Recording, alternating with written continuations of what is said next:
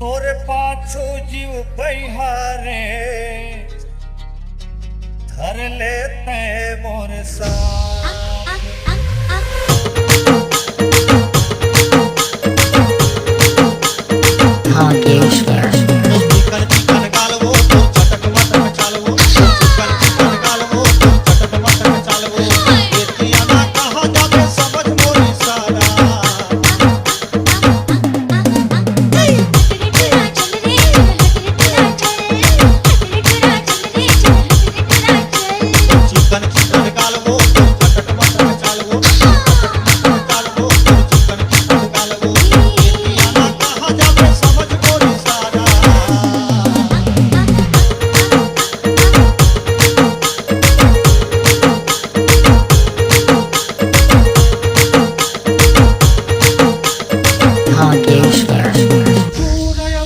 रंग रूप तो रहे पहिने तन में पेन ठाए ठाए आखी मारे वो लागे मोला करे।